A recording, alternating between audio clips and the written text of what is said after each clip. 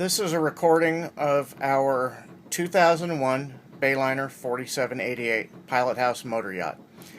I'm standing right at the door to the cockpit, looking towards the galley.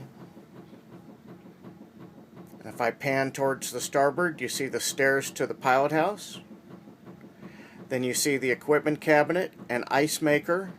See the ice maker down there. The wet bar.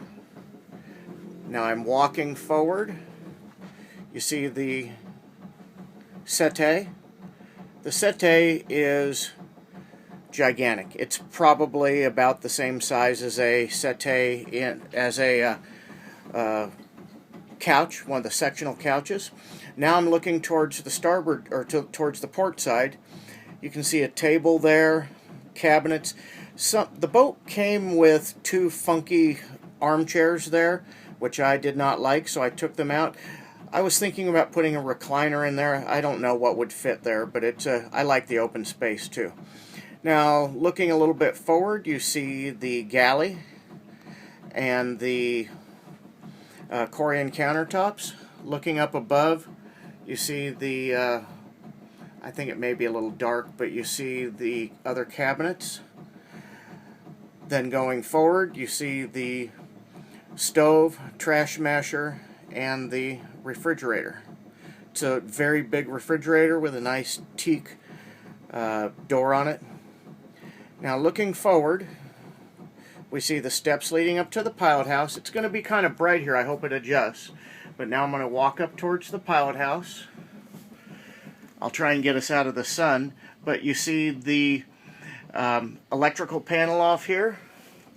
And then the pilot house. This is a real, I guess the best way to put it is it's a real captain's pilot house. You can see a large couch there, or large settee.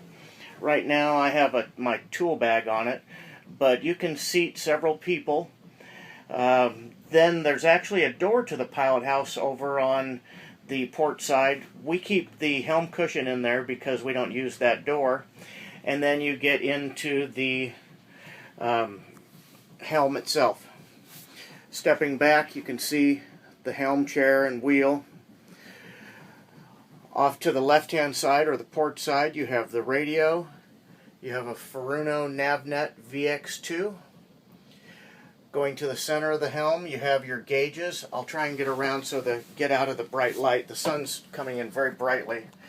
But you have your gauge package here. These are all new gauges when we put in the engines. We've got Aetna digital tachometers. Everything's new, including a battery monitor. Then we have the Simrad autopilot. Off to the starboard side, you have the second Furuno station. These are networked together with a black box sounder. And then off to the starboard even more, you've got the interface. Oh, that's going to be, I hope it comes out bright because it's very bright in here. Hope it doesn't come out too dark. That's the interface forward-looking sonar. And then you have the cluster of switches that do pretty much everything on the boat. Off to the starboard side then, you have the pilot house door. This is the door we usually use to access the forward deck, which I'll show here. You have a forward deck here. That's big enough to put a lounge chair out on. It's got the anchor windlass, which I put 600 feet of anchor, 8-plate anchor rod and 100 feet of chain behind a, I think it's a 30 kilogram, so 72-pound Bruce type anchor. Then moving over to the starboard, you've got the electrical panel here. You can lift up this and open the doors. And you have the electrical panel. You've got the Northern Lights generator control. The Northern Lights generator is brand new. It's got 130-something hours on it. And you've got the inverter control here, which runs the Xanatrex inverter system. There's a 3 kW inverter. I'll shut these. Here's the telephone. That runs off the sat phone. That's a VSAT system that's up on the flybridge. And that gives you high-speed internet. Here's looking down into the salon. from the pilot house steps, and then just panning over towards the port side and the galley.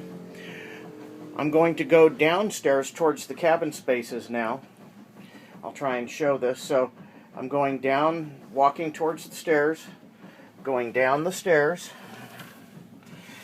I hope the video's adjusting, good. Now looking forward, you see in the very forward part of the boat, you see the owner's stateroom. Coming down the bottom of the stairs, this is a pretty long hallway. Coming down the bottom of the stairs, you have the mid-berth. This is actually a full-size bed. We measured it, and it's a regular full-size mattress. And it's got drawers underneath and a nightstand with drawers and storage. The mid-berth is open for probably 3/4 of it. Then at your feet area, it does get a little bit smaller. And you've got furnace outlets and portholes. Very nice and bright. Now looking forward, you see the owner's stateroom. Now I'm going to pan to the starboard side, and you see that's my reflection in the mirror. You see the guest head, and it's got a very nice sink and vacuum flush toilet, and a very nice shower in here.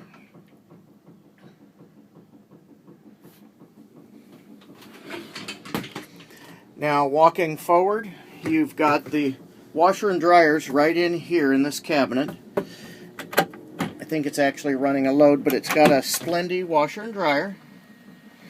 So you don't even have to take your clothes off the boat. Most people don't. This is equipment access, and there's a vacuum in there, a built-in vacuum. Now looking forward, you've got all the drawers you see for the owner's stateroom.